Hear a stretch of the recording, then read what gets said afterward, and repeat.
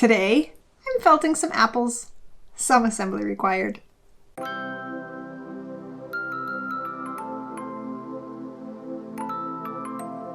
Hello! I wanted to felt something today, hopefully something a little bit strange. And it's about that time when kids are going back to school, so I thought, why not apples? And of course, they're definitely going to have faces. Let's go! First, like always, I'm going to make the basic shapes with my mill waste. I'll just roll it up and make some spheres. I think I'll make 3 apples, so here are their guts. The first one is going to be sort of cut or bitten almost in half, so I'll need to build the edges up to make a flat side. I'll just use the core wool to add volume on the sides, and then blend the rest of the shape back into a smooth apple sphere. There!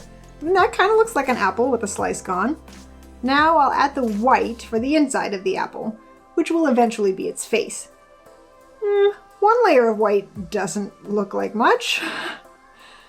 I'm adding more fiber around the edges to build it up so that it looks more bitten, not perfectly flat.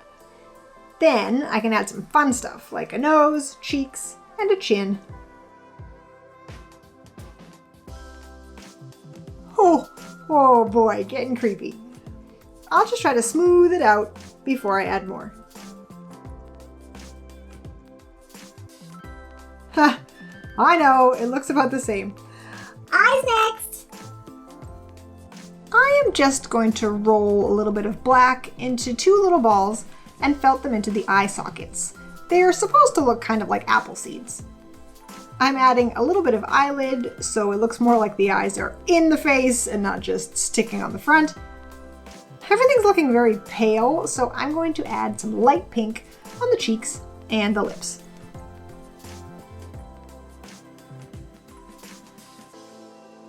Awesome! And creepy, a little. Now I'll just grab some red wool and add some skin. I'm adding thin layers to keep the apple shape from getting too bulky, and I'm trying to keep the border crisp next to the face. I think I'll try to add a little color variety with different pinks and reds on this wide expanse of apple skin.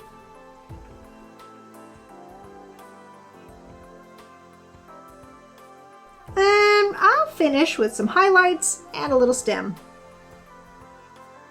That is awesome, and just a little bit yikes.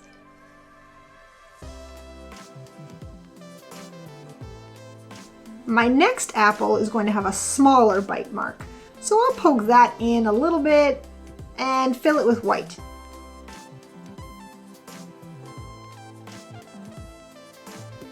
Next, red apple skin all around, paying attention to the edges of the bite.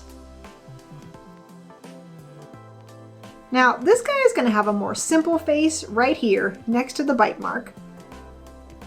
I'm adding round cheeks and sort of a cartoony mouth and eyes. And then I can't forget the stem and the highlight. Oh, poor guy. Did somebody bite you? Wait, he needs a little leaf. There we go. Twisted. Now there's one more apple left to complete the set.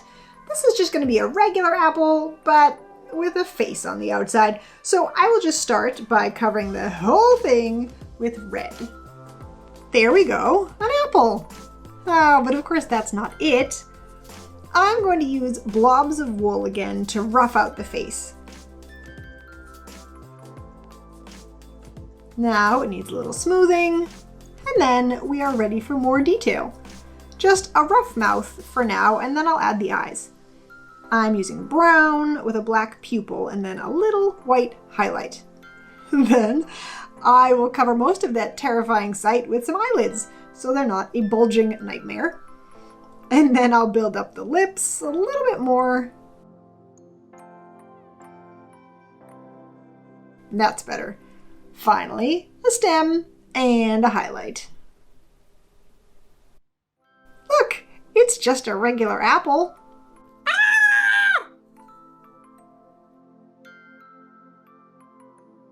And here they are all together.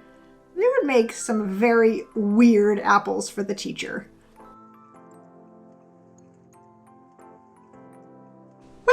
I hope you have enjoyed this look into my very strange brain. If you had a good time in there, feel free to press like. If you are not subscribed yet, you can do that right underneath the video and click that all notifications bell so you don't miss anything. New videos come out every Saturday morning, so stay tuned for the next one, and until then, be awesome, and I'll see you soon. Bye!